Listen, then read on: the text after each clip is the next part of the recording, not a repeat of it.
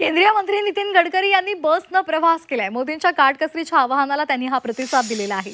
नितीन गडकरी यांनी आपल्या ताफ्यातली 50% वाहनांची कपात केलेली आहे। तसंच त्यांनी संत ज्ञानेश्वर माऊली महाराज पालखी मार्गाची पाहणी करत असताना बसचा वापर केला। बसनं त्यांनी या मार्गाची पाहणी केली।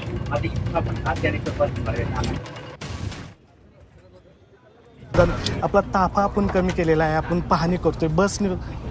तसं आहे की आपल्या देशामध्ये आपले 87% petrol diesel gas energy import होत आहे। सध्या जागतिक स्तरावर ज्या अनेक अडचणी आहेत त्यामुळे बरेच प्रश्न आहेत, त्यामुळे आपण हळूहळू आत्मनिर्भर बनलं पाहिजे।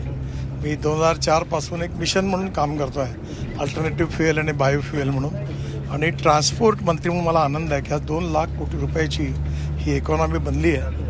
हळूहळू आपल्याला ही पूर्ण देशाची इम्पोर्ट बंद करायचं आहे।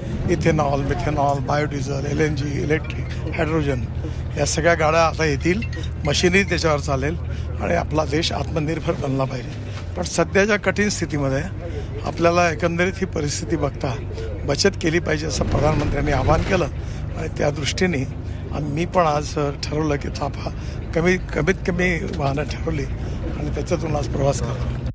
दिवे घाटामध्ये आज मी काम बघितलं, त्याच्यामध्ये जवळपास 16-17 हेक्टर फॉरेस्टची जागा लागली। ती मिळायला पुष्कळ वेळ लागला, त्रासही झाला, पण ती मिळाली आहे, त्याचं काम सुरू आहे। आता दिवे घाटात कधी दरड कोसळणार नाही आणि तिथे जे कर्ज आहे त्याही दुरुस्त करणं सुरू आहे, आणि हा 4 लेनचा रस्ता होईल, त्यामुळे दिवे घाटामध्ये आता अपघातही होणार नाही, ट्रॅफिक जाम होणार नाही, यापासून जनतेला मुक्ती मिळणार, ही पण या प्रकल्पामधलं एक वैशिष्ट्य आहे।